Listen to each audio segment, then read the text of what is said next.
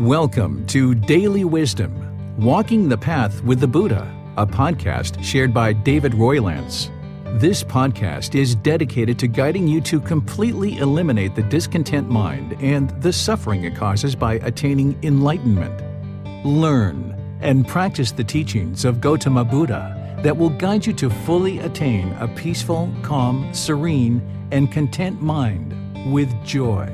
To support this podcast, visit patreon.com/support Buddha or visit buddhadailywisdom.com, where you will discover a full range of courses, retreats, and online learning resources to assist you on the path to enlightenment. Now, here's our teacher to share more.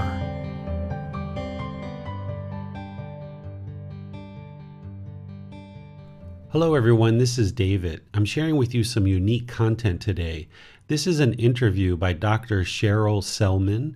She has a podcast titled Love Code, and she invited me onto her show and asked me several questions related to the teachings of the Buddha. I thought I would share this with you because I'm sure there's something that you'll benefit from listening to this podcast, and perhaps this might be a podcast that you share with others so that they can get an introduction to some of the teachings of the Buddha. Thank you for listening. Hi, everyone. This is Dr. Sherrill Sellman, and welcome to the Love Code. Thanks for joining me for another wonderful and inspiring conversation. This podcast is really dedicated to providing inspiration, upliftment, healing, reconnection to the power that we have within, and to truly understand the light of our soul. And as always, this is an opportunity to really be reminded of the power that we have for our healing and the greater purpose for which we have come into this world. And today I have another wonderful conversation all the way from Chiang Mai in Thailand. My guest today is David Roylance, and we're going to explore how to attain enlightenment from a Buddhist understanding. So first, let me share a little bit about David. So David Roylance is a dedicated practitioner and teacher of Gotama Buddha's teachings who has been part of the Thai community since 2001. He visited Thailand for the first time in 2002 and brought the traditional Thai healing arts back to the United States to share with people in the Western world. This traditional Thai Healing Arts Center, located in Washington, D.C. area, provided traditional Thai healing arts to clients and educational opportunities to students to explore the Thai healing arts, Thai culture, and the teachings of Gotama Buddha. David is a published author with books on the topic of traditional Thai healing arts and the path that leads to enlightenment. And David has taught Gotama Buddha's teachings since 2005 in the U.S.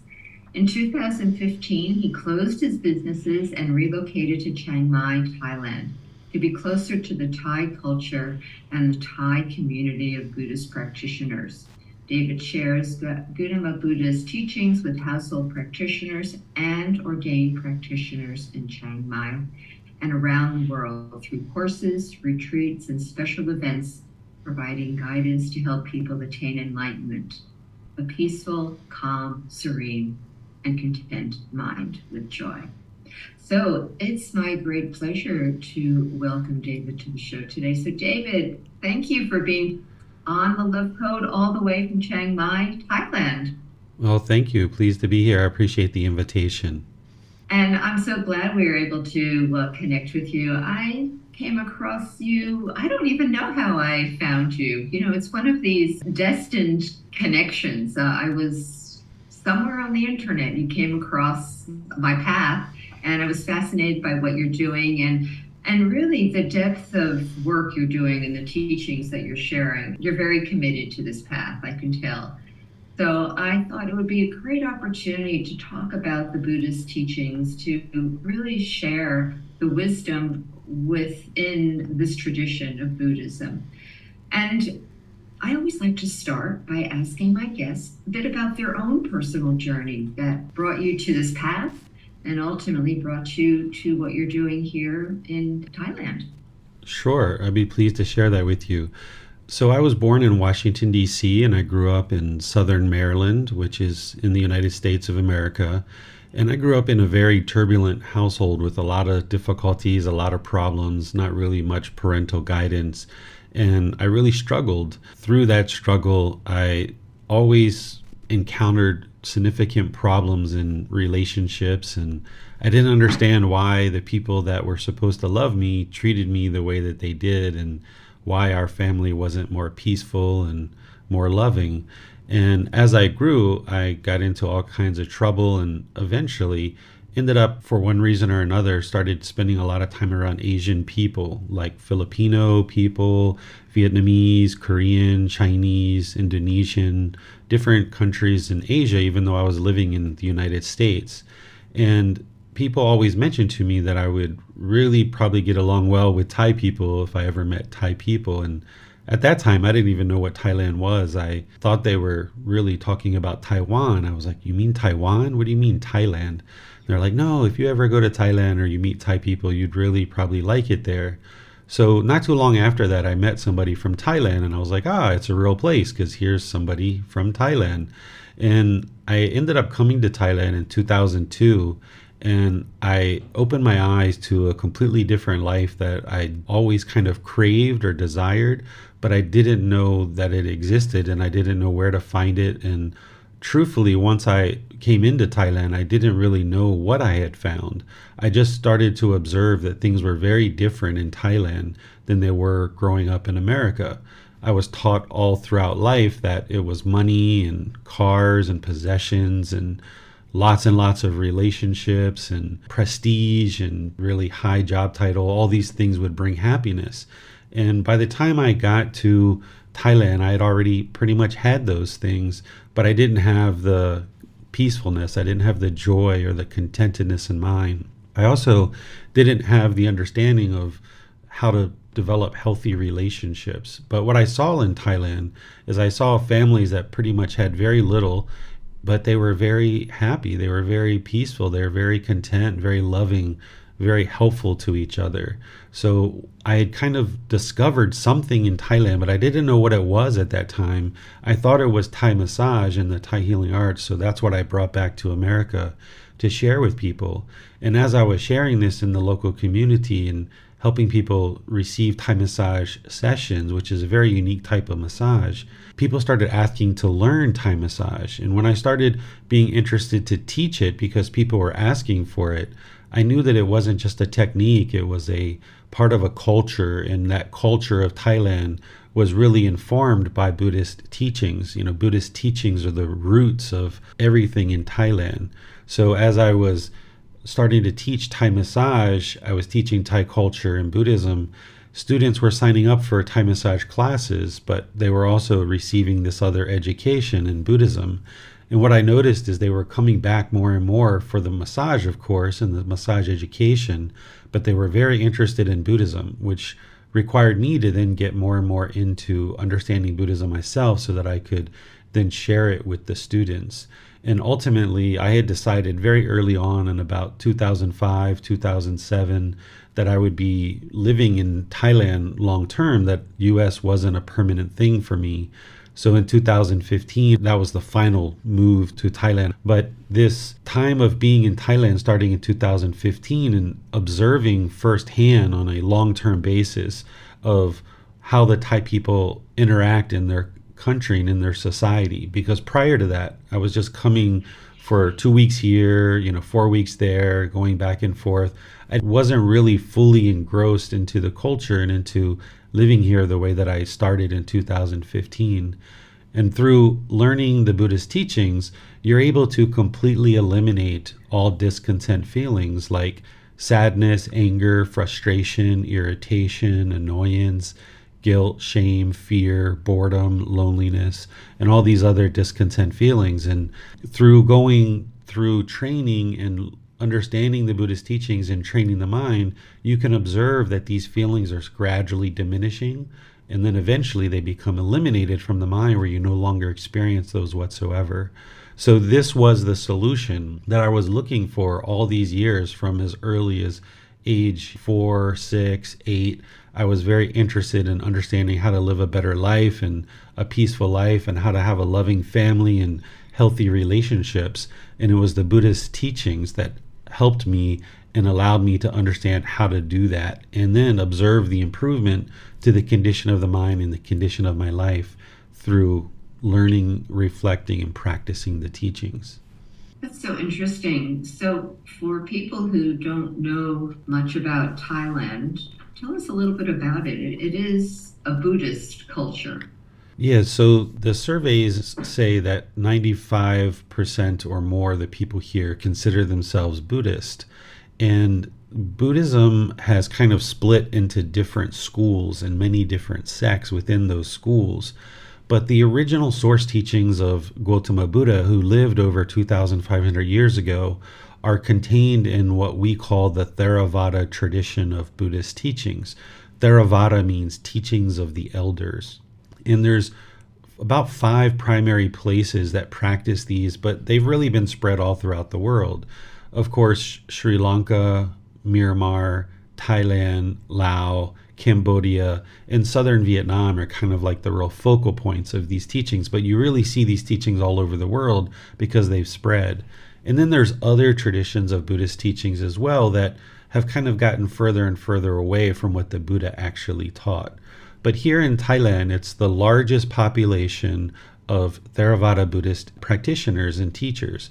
There's over 30,000 temples here, and the landmass is about the size of the state of Texas. And in that 30,000 temples, there's about 300,000 ordained practitioners. And then those ordained practitioners are then sharing the teachings. And there's also teachers like me that aren't ordained, that we also share these teachings with the local community. And now with the internet, we can share these teachings even beyond Thailand. Because of these teachings being shared, what you find is you find people understanding how to live a very harmonious life, a very peaceful life. Because the teachings of the Buddha are not actually a religion the way we might think of a religion. The way that I think of a religion is rites, rituals, ceremonies, worship. There's some organization that's collecting up the teachings and disseminating those, and then people are practicing these rites, rituals, ceremonies, and worship. But that's not the way Buddhist teachings are. There's no centralized organization, and all these individual temples have been created by the local communities. So the Thai people have donated land and supplies and resources and financial support and their time and effort and energy to create this national resource or this national treasure, where now there's temples that dot the whole landscape of Thailand.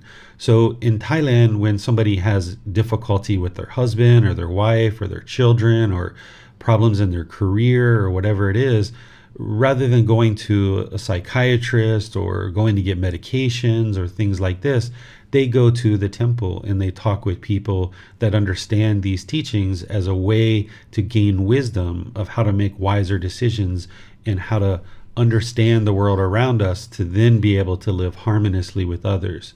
So these teachings are shared in these temples, but they're only shared when people go there and ask or request for teachings. Their teachings here in Thailand, they're not pushed onto people, but instead the Thai people have chosen to create these temples, and then the people go and learn, and then as they learn these teachings based on their own interest, you'll see that the community of people are then practicing the teachings in a way that it's very peaceful, it's very harmonious here. People understand that they're responsible for their own feelings and their own emotions, and they're not looking to burden other people with whatever feelings they have. Instead, they're learning how to manage those feelings and make wise decisions. So there's a lot of peacefulness, there's a lot of respect for elders. There's great food here. The weather's wonderful. The cost of things is very minimal compared to other parts of the world.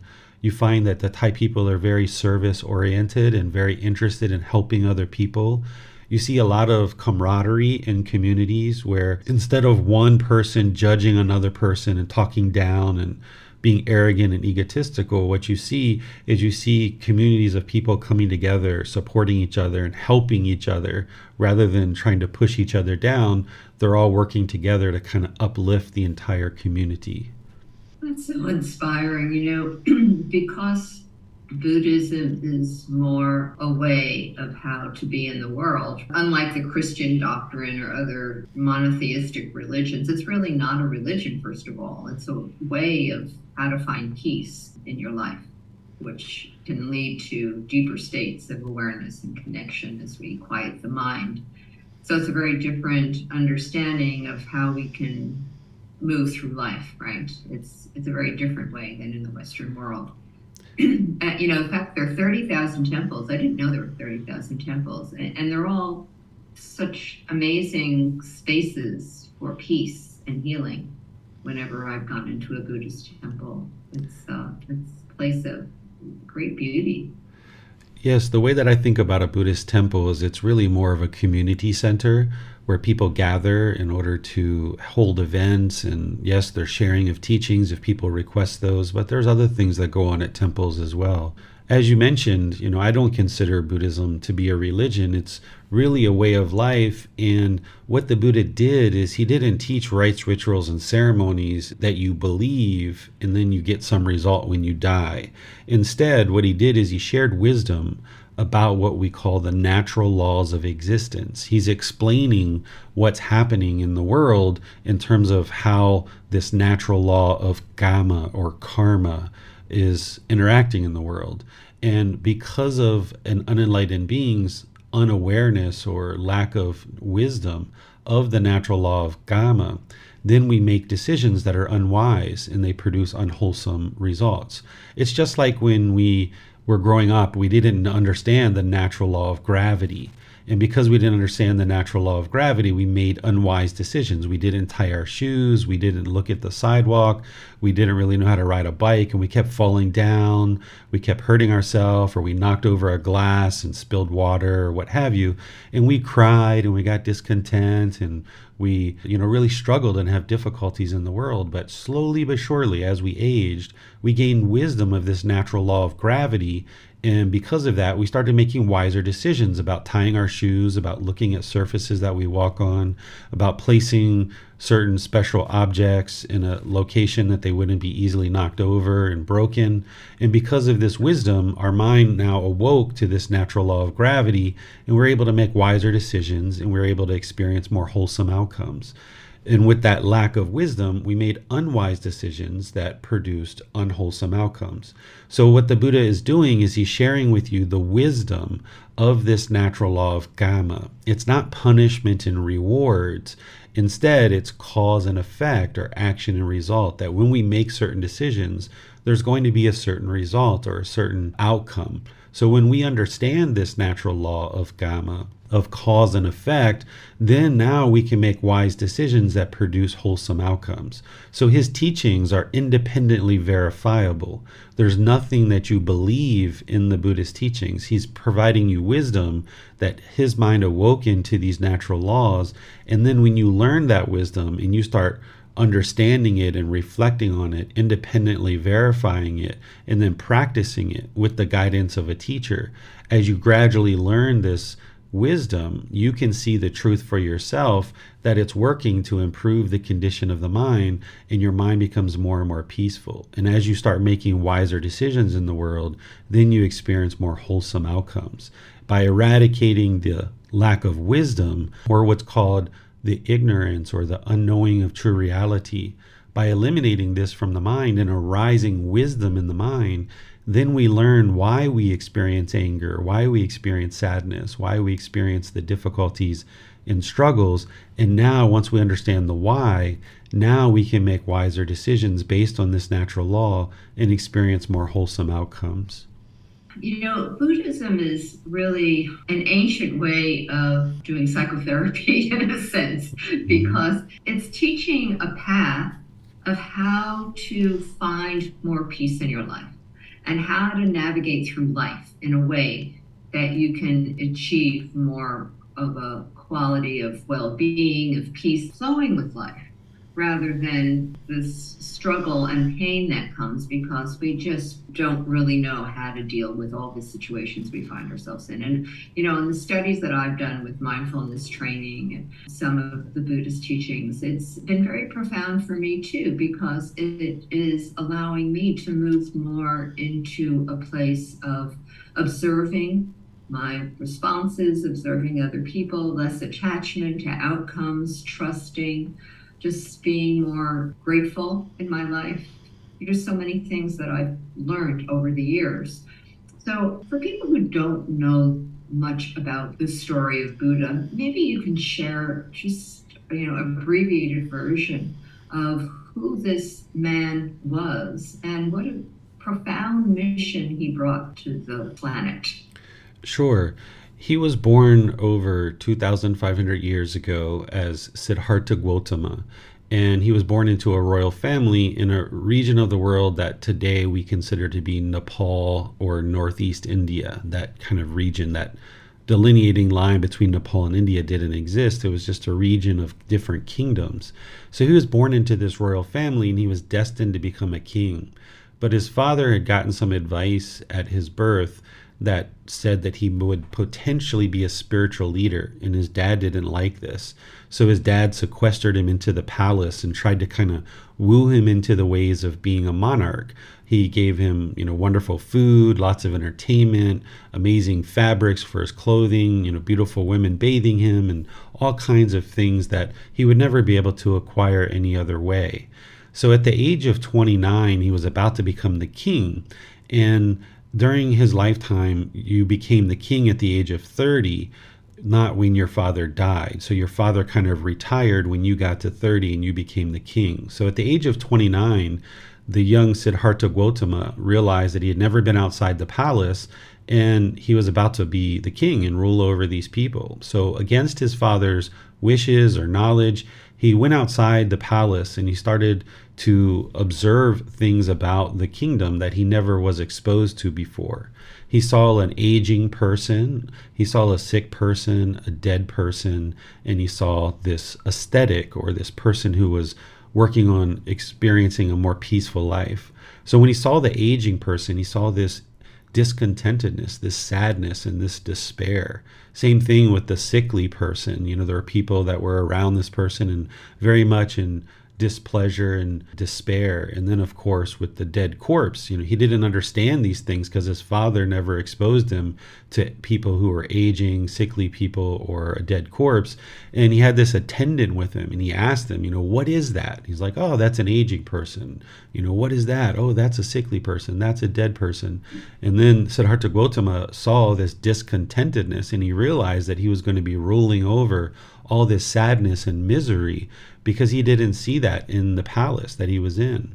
So then this fourth observation that he had was this ascetic or this monk who had given up worldly possessions and kind of was seeking a better understanding of life. And he decided in that moment that that's what he was going to do. So when he returned back to the palace, he knew that he was going to leave and try to seek this better understanding of life, but he didn't quite understand why his mind was experiencing the discontentedness that he was experiencing and why these people in the kingdom were experiencing this discontentedness. But he understood enough that he knew if he awoke his wife, because it was nighttime, if he awoke his wife and his child and kind of hugged them and kissed them goodbye, that he would struggle with leaving the palace. So he kind of looked in on them at nighttime and then left the palace. And he left with his prized horse. He really adored this horse and his attendant. And then when he left, he eventually got to the point where he told his attendant to leave and he let his horse go. He cut off his hair because during this lifetime, the royal family would grow really long hair. This is how people knew that they were part of the royal family. They didn't have pictures to share with people in the kingdom to know who the king was. They just knew that if someone had really long, beautiful, flowing hair, this was a member of the royal family, because they would be the only ones that had the wealth and the money and the time and the servants to be able to take care of the hair. Common people like us would be out on the fields working and sweating and laboring. We wouldn't have time to take care of this long, beautiful, flowing hair. So by cutting off his hair, it's like, I'm never going back. And then he took up training with two different teachers. And these teachers were teaching him all kinds of different aesthetic practices, like hanging himself upside down from trees, piercing his body with metal implements, starving himself. The thought was that if you could transcend the physical pain of the body, you could get to enlightenment. And Siddhartha Gautama realized that this wasn't true, because after 2 years of training, his mind wasn't any more peaceful and content and joyful than it was when he first started. So he went out on his own, and in the forest, he reluctantly accepts some food from a particular young lady and her mom, and he starts to realize this middle way. That when he was in the palace, the central desires and all these pleasures that he had didn't lead to contentedness and happiness. It led to continued discontentedness, because he was indulging in these central pleasures of food and clothing and material possessions, but also these aesthetic practices of depriving the body of things wasn't successful either. So he discovers this middle way where he can bring the mind to the middle, and he can hone it and he can train it through what he ultimately discovers as the Eightfold Path. This is the 8 individual steps that he shares as part of this training to be able to understand this life practice and train the mind. And he eventually gets to enlightenment. It took a total of 6 years. And he gets to what we call enlightenment, where the mind is peaceful, calm, serene, and content with joy, no longer experiencing any discontent feelings. So all anger, sadness, frustration, irritation, annoyance, guilt, shame, fear, boredom, loneliness, shyness, resentment, jealousy, all stress, anxiety, all these kind of discontent feelings in others are eliminated from the mind. And he tries to make a decision of whether he should share these teachings with the world or go back and continue to be part of the royal family. So he contemplates for 7 weeks under this tree. It took him 6 years to get to enlightenment, but people attribute this tree to his enlightenment because he spent 7 weeks kind of contemplating whether he should share these teachings or not. Where ultimately he spends the next 45 years of his life, which is the remaining time of his life, because by this time he was 35 years old. He spends a total of 45 years teaching, and his total life was 80 years. He died at the age of 80. And over the course of those 45 years, he shares these teachings with others. And because these teachings aren't based on belief, you can observe the condition of the mind improving yourself. Other people knew that they were getting closer and closer to enlightenment and ultimately getting to enlightenment, because you understand what it feels like to be angry and sad, for example. And then when these teachings and practices gradually move the mind to where you no longer experience any anger or sadness, then you know that the mind is enlightened, and they knew that this individual's teachings had helped them to get there. And he was declared to be a Buddha. And there's 3 things that are the primary factors that determine if you're a Buddha or not. A Buddha is someone who attains enlightenment on their own, so they essentially acquire the teachings through their own efforts, their own pursuits. They then dedicate the rest of their life to sharing their teachings, and countless people get to enlightenment during their lifetime. And then they leave the teachings in such a condition that after their lifetime, countless more people can get to enlightenment. So he met these 3 criteria. He attained the teachings and attained enlightenment on his own. He dedicated his life to sharing these teachings, and countless people attained enlightenment. And he left the teachings in such a condition that additional people after his lifetime was able to get to enlightenment. So this is what a Buddha is. And they're a teacher. They're just a human being. They're not a Lord. They're not a savior. They're not a prophet.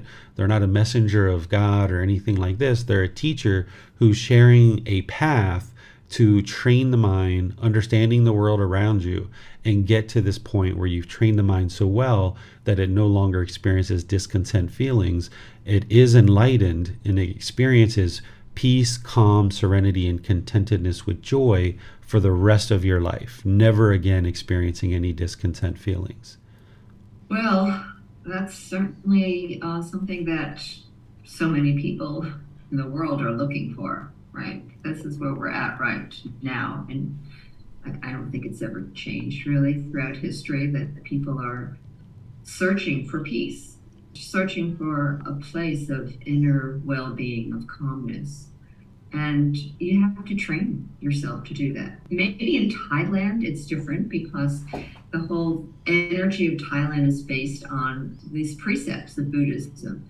So it's easier to move into places of acceptance and gratitude and allowing things to be. In our culture, we're taught to strive all the time, and we have so much anxiety and stress because we're always trying to achieve or be better or not good enough, or all the things that our culture instills within us. So it has an impact, right? Those ways of being in the world, of being stressed, of feeling not good enough, of feeling like you have to achieve more, be more competitive, has its impact on our health. It has an impact on our relationships. It has an impact on our sense of overall well-being. And ultimately, we get to the place where that's really what's important, not caught up in that whirlwind of our Western culture.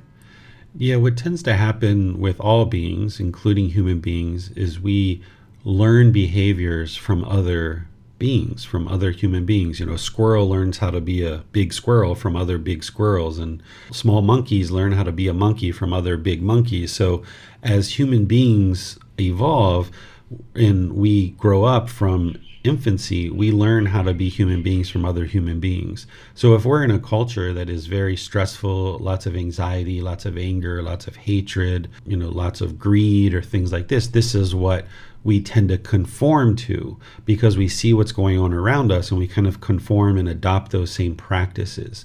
But becoming enlightened and learning these teachings is to ascend above that conformity. An individual who's not interested in rites, rituals, ceremonies, and worship, they're not interested in just being a follower, and they're not interested in conforming to what society has laid out for them, they do really well with these teachings because you need to independently verify them, and you're kind of rising above the murkiness of the world. And even though people around you might be hateful and vindictive and jealous and resentful and greed and aggressive and bitter, when you learn these teachings, you learn how to ascend above that murkiness, no longer clinging or holding on to a particular culture or what you've been taught in the past, in this conformity that we see within certain cultures where people just kind of conform to what other people are doing. So by living here in Thailand, there's millions of people that are practicing these teachings and looking to be living in harmony and peace with each other. So you can observe how these teachings are practiced in a culture like this because there's so many people that are practicing them. But it's also possible in other cultures too to ascend above this murkiness and this conformity and just doing what everyone else around you is doing.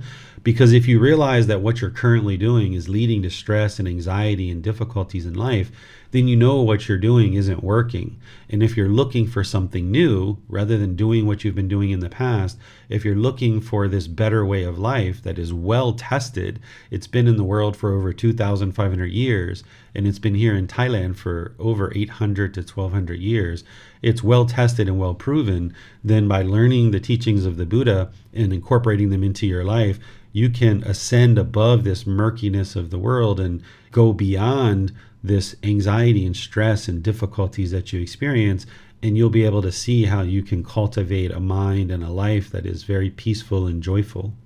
Well, you can see how Buddhism has spread around the world over the last, 50 years, maybe more. There's obviously a hunger for that place where we can find more peace, more healing.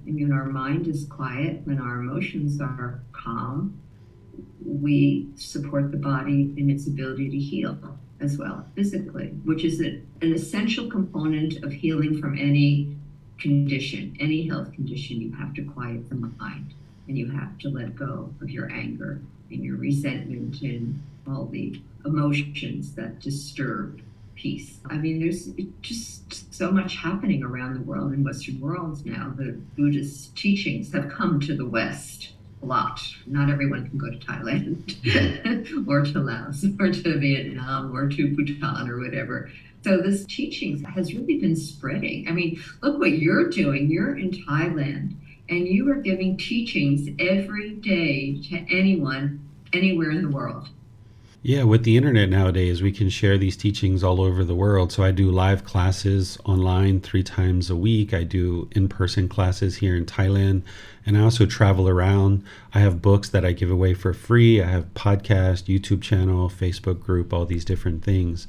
But hitting on something that you were sharing is the mind is the boss and the body is the employee. So whatever's going on in the mind, the body's going to just follow. So that sickness that you're talking about in the body, the bodily sickness, yeah, the mind is a big driver in that. That if the mind is unwell, then the body is going to be sickly as well.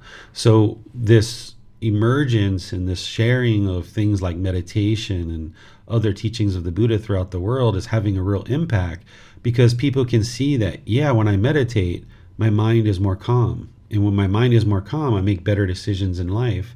I'm not as aggressive and hostile as I used to be. This is actually working. This is the difference between a practice of rites, rituals, ceremonies, and worship. And then, you might do that for an hour, and then you go out in the parking lot and everyone's fighting and squabbling and upset and angry at each other. And, the approach is, okay, if you do this rites, rituals, ceremonies, and worship, when you die, things will be better. But the Buddha's approach was, let me share wisdom that you can learn right now. You can learn it now, you can understand it now, and you can practice it now, and you can get the benefits now. You can have the results now. And it's not based on belief. So this is like a perfect teaching for the way that humans have evolved, is that we tend to not be interested in believing things. We like to see the truth ourselves, which the Buddhist teachings are geared for that. And we like to have kind of instant gratification, and we like to have results right now. So the Buddhist teachings are able to do that. There's still gradual training and gradual progress, but somebody who's learning this path, I've had students in just 2 or 3 days in my classes come to me and say, I got an email this morning before I came to your class, and since I've been studying with you the last 2 or 3 days, that email would have typically sent me into all kinds of stress and anxiety and anger, but now I understand why this is occurring, and I was able to be calm and polite and reply back in a very loving way. And this was just in a couple of days of training.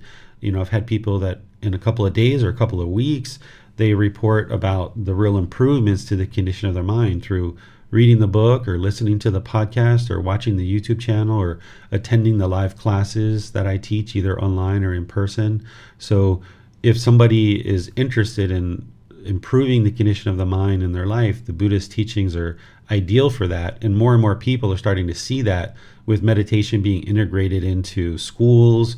I've seen police forces that are meditating before they go out on their patrol. Different occupations and different careers and different companies are starting to bring these practices into their life, and people are seeing the results. The reason why is because they truly work. The Buddha only taught things through his direct experience that he knew worked, because he saw the condition of his mind improve, and his mind was the same as everyone else's mind by and large.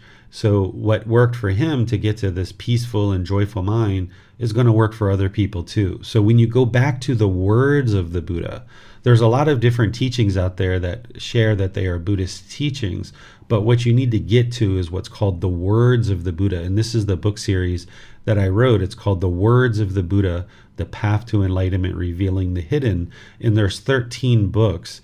And in this book series, it's sharing strictly the words of the Buddha, and then with my explanation and helping you to see the truth. But the Buddha spoke very clear, very concise, very precise. You can understand his words very readily, but it's nice to have some guidance from a teacher, and everybody that isn't a Buddha would need guidance from a teacher. The last Buddha that the world is currently aware of existed over 2,500 years ago. So every other person is going to need teachers and guidance. So these books and the resources and classes and my personal time to do one-on-one sessions with students, this is all available at no cost, and people can see the truth for themselves that the teachings are working to improve the condition of their mind and their life.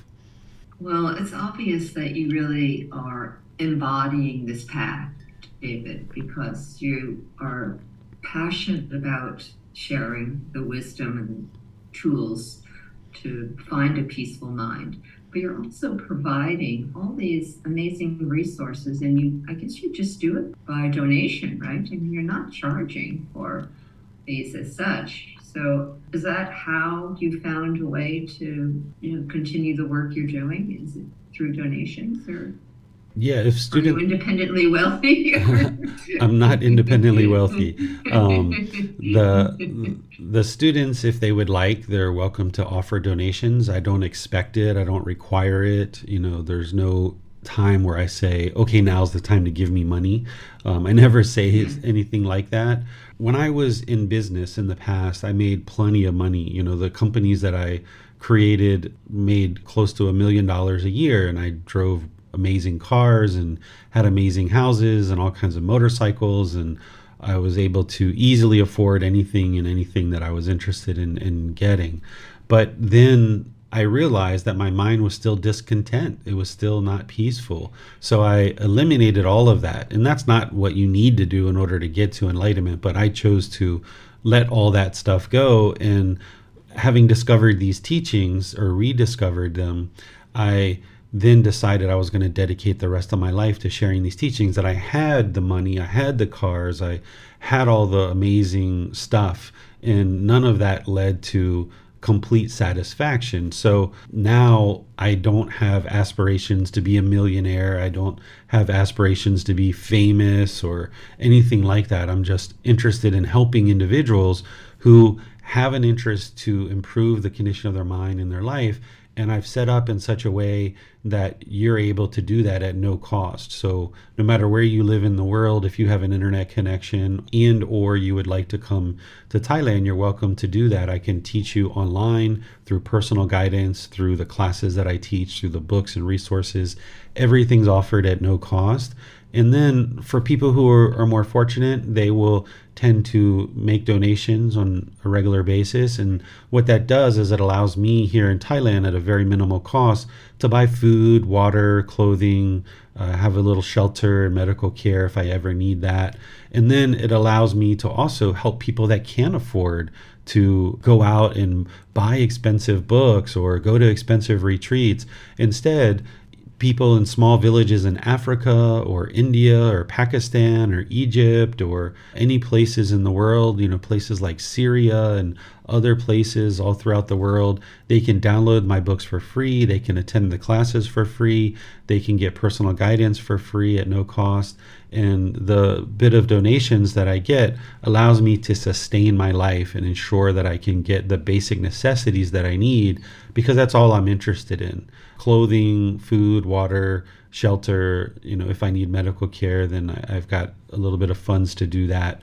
But essentially, when the donations are made to me, I then use that money to host classes with Zoom, or I'll use that money to create an audiobook, and then I'll share that audiobook for free. So I'm using some of the donations to sustain my life, getting the basic necessities, but then I use some of those donations to be able to facilitate the continued sharing of these teachings.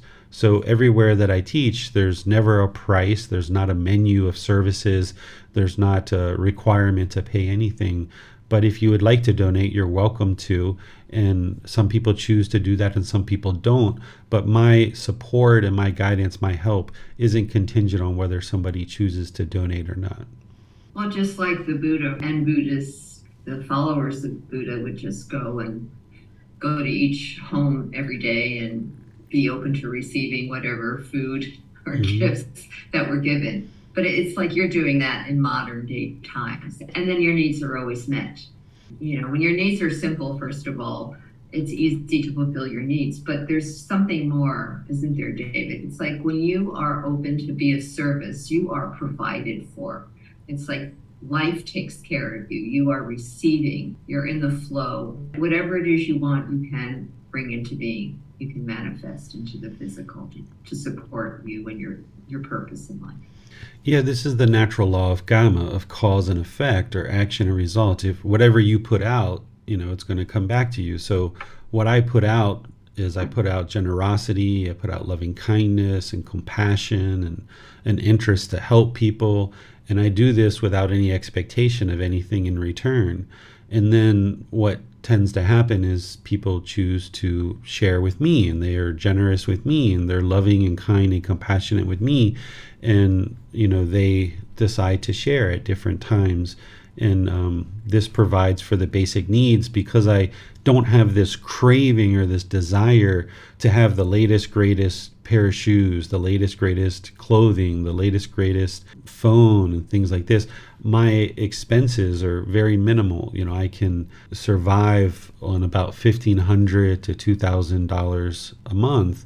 And here in Thailand, that goes a long way to support what it is that I need to accomplish, both my basic necessities and sustaining life, and then also using some of those funds for sharing these teachings, like purchasing Zoom or purchasing lights or a microphone, or being able to travel from my home to the temple and share the teachings at the temple, or purchasing a computer to be able to do live streaming, or be able to go to the United States of America and have a retreat. So people sometimes invite me to different places in the world. They will support my travel expense and my food and lodging. And then when I show up, I don't require any payment for my services. I'm just there to help them. And if they are willing to support me to travel and support my basic necessities to live, then I can share these teachings without any expectation of anything in return. And when you're sharing this way, and the people that you're sharing with understand, then they are willing to share with you. Where in the business world, this wouldn't necessarily always work, because you have to be sure that you pay your employees, that you pay your rent, that you pay marketing costs. You need to have a certain price. But for me, I've arranged my life in such a way that I just need basic things. I don't have a craving for all these different things. I just wear very simple clothing and get a simple haircut, eat simple food, and I just focus on sharing these teachings. I don't do extravagant things. I just focus on helping people to learn and understand so they can experience the results of these teachings. You were at a place in your life where you had it all, and you arrived there and realized that you weren't happy. So you began to search and seek your happiness.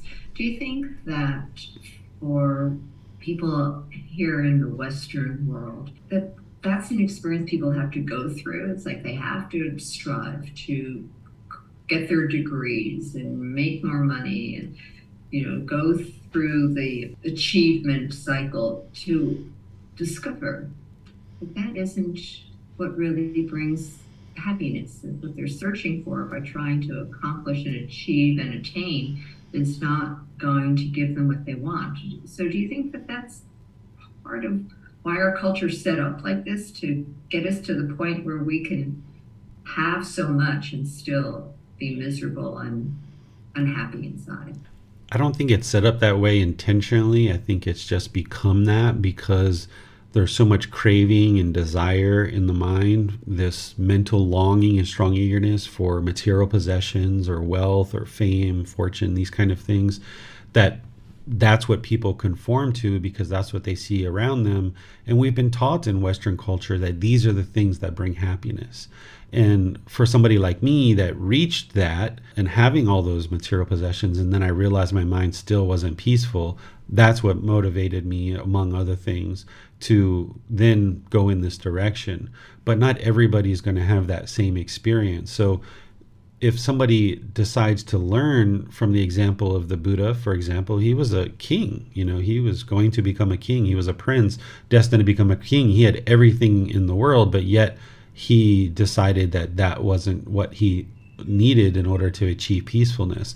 I wasn't a king, but I had a lot of money at one time and a lot of possessions, and realized that that wasn't what was going to lead to happiness.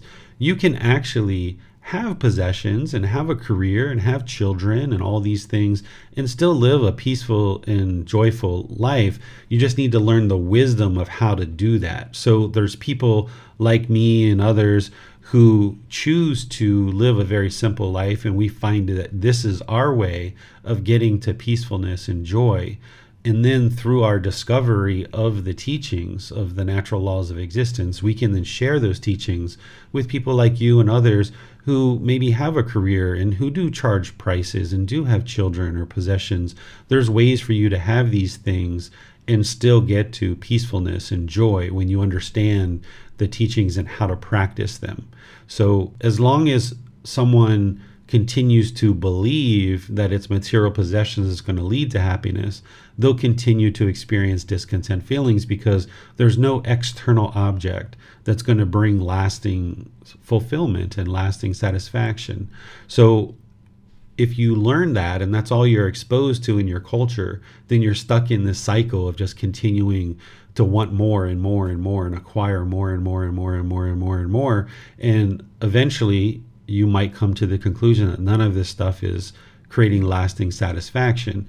And the more you talk with somebody like me, or you take classes with me and you read the books that I share, you'll understand how to restrain the mind and pull it back, where you can live this middle way, where you don't have indulgence, but you also don't sacrifice either.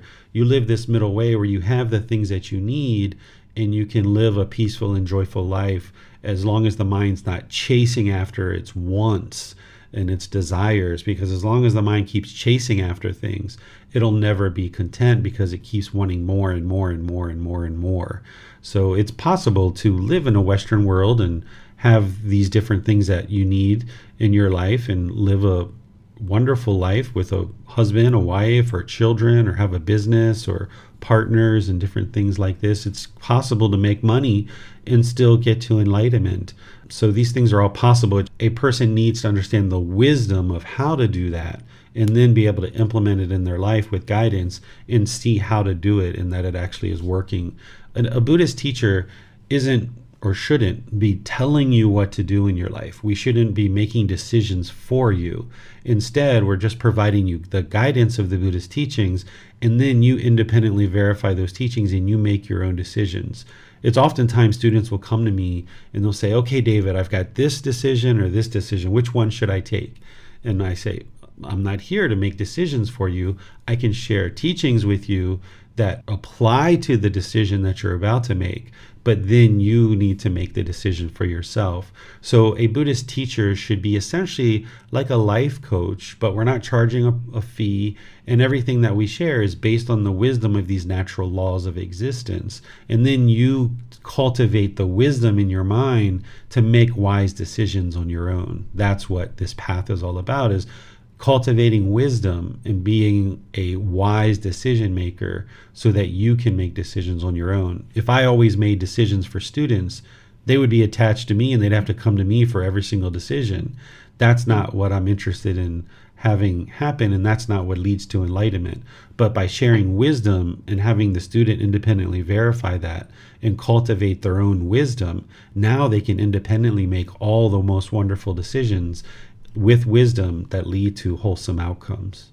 Yeah, that's beautiful. And because it's not about having to live, amongst existence. You can live a secular life. In fact, your life is more successful if you apply this in the world, right? In the world, you'd have a happier workforce. You'd probably be more successful in business. You'd attract what you need. Your relationships are more harmonious. So for people who are curious about the path and to follow the wisdom that was given to us by the Buddha, it's really twofold, isn't it? It's a practice. They're practices, they're meditation practices that you need to incorporate into your life, as well as then the teachings that help to direct our thinking processes, so we have a different way of looking at how to be in the world. Is that correct in saying that? It's twofold. It's learning these wisdoms and how they apply, but also we have to do a practice of quieting the mind, or observing the mind anyway. Yeah, this is 100% correct, that you're learning certain teachings through the guidance of a teacher with various resources. Then you're reflecting on those teachings and independently verifying them for yourself that they're the truth. And then you're practicing the teachings, incorporating them into your life and improving the decisions that you're making. So essentially what you're doing is you're rewiring the mind. where in the past, before someone knows these teachings, certain thing happens and right away their mind goes to anger and frustration. So what you do is you learn how to now experience that same exact thing, but now instead of the mind reverting to anger, you've rewired the mind to now understand why this is occurring, and now you don't revert to anger, that we actually cause our own anger. Another way to explain it is that we're kind of forging this new path, that in the past, when something would occur, there would be this anger arose, and we would go down this well-worn path of anger and hostility. You know, we've cleared this path, we've walked this path many times, and we know where that ends. You know, it ends in troubled relationships and difficulties and stress and anxiety and troubles. So what we're doing is we're kind of forging this new path in the forest, and we're clearing out the bushes, and we're working this path, and it's real work, and you're rewiring the mind, you're learning how to go down this new way of life. And then as you do that, that path gets more and more worn, that when things happen, your mind doesn't go to anger, it still remains peaceful. And this old path that you used to travel down, that overgrows with bushes and branches, and the grass grows back, and it gets to the point where your mind no longer travels down that path. Because you've forged this new path, you've rewired the mind, you've created these new pathways in the mind of, instead of reacting with hostility and bitterness in a situation, you respond in a certain situation. So sometimes people think that Buddhism is all about being passive, but it's not actually. It's about understanding that hostility and aggression and arguments doesn't lead anywhere wholesome, and that's a reaction to something that's happening. But instead, you learn how to now respond to something in a wholesome way with your wisdom that will bring it to a better conclusion, rather than the bitterness and resentfulness that we might have had in the past. Well, I really relate to that. You know, I've studied so many of these practices, applied them in my life, and it has totally transformed how I operate in the world and how I see the world. And it's just made my life much more pleasant and enjoyable. But it's like, you know, there's more peacefulness, right? So we're here to experience that peace into the joy. And when you're in unknown situations or challenging situations, you have a way to process that and work with it, so you can find an ideal outcome down the track. At least that's my experience. And if I didn't have those tools, if I didn't learn some of these practices, my life would be much more difficult and much more stressful. And you pay the price. And I think that's the most important thing for me. The reason why we want to take advantage of these wonderful teachings and resources that you have made available, and others like you, and many Buddhist centers and retreats and teachings that are out there, is to help us, like the original Buddha, to find more peace within ourselves, to find more joy, to find a greater connection to who we are and why we're here and how we can serve others. So it's just, it's beautiful what you're doing, David. It's a, beautiful journey you're on. And obviously you're touching so many people's lives. I'd like to give the website where you have lots of resources with classes and personal consultations you're offering. But let's give the major link that people can go to, and from there they can learn everything else that you're offering. Sure. The way to get connected with all the resources that I share is by going to buddhadailywisdom.com. From this website, you'll be able to see and access the online learning programs, the in-person retreats, the personal guidance, the free books, everything that I share in terms of podcasts and YouTube videos and all these other resources. So you can even connect with me directly there through the contact page. So it's buddhadailywisdom.com. Yeah, you offer so much. It's so tempting. I'd like to get to Thailand, good Thai food, good Thai silk, good Thai elephants. Lots of amazing things in Thailand. David, it's just been a real pleasure to have you on the show and for you to share this passion that you have that is allowing you to touch people all over the world. It's very inspirational, I have to say. And it all started with a discontent childhood. And here you are, right? grateful to everything you experienced because it brought you to this time in your life and your real purpose. So thank you for everything you do and for the wonderful gifts you're bringing to the world. It's really been a pleasure to have this conversation with you. Yeah, thank you for inviting me on your show, and appreciate all the listeners who are choosing to understand these teachings, and I'm here to help you and support you as you choose to reach out for guidance. And I hope people will take advantage of the wonderful generosity that you are offering, David. And we've come to the end of the show, and I just want to thank everyone for listening. And I want to remind everyone that if you'd like to get the archive shows, not only to the Love Code, but to the other program I do on Progressive Radio Network, which is the What Women Must Know podcast, and then you can either go to my Facebook page, which is What Women Must Know, or you can go to my website, which is Dr. Sherrill Sellman, and that's drSherrillSellman.com. Opt in there, and all of the wonderful conversations I have in my podcast get emailed to you every week, so you don't have to miss any of them, and you can listen to them at your leisure. And to all of you listening, thank you so much. David Roylance, thank you so much for being with us from Chiang Mai, Thailand today. And until next week, may your week be filled with love, peace, and harmony. Bye for now. Thank you for listening to this podcast. To provide support for this podcast, visit patreon.com/support Buddha. To access more teachings, visit buddhadailywisdom.com. There, you will discover a full range of courses, retreats, and online resources to assist you on the path to enlightenment. Remember to establish a daily, consistent meditation practice, along with learning and practicing these teachings. A well-developed meditation practice is the foundation in which to train the mind to attain enlightenment.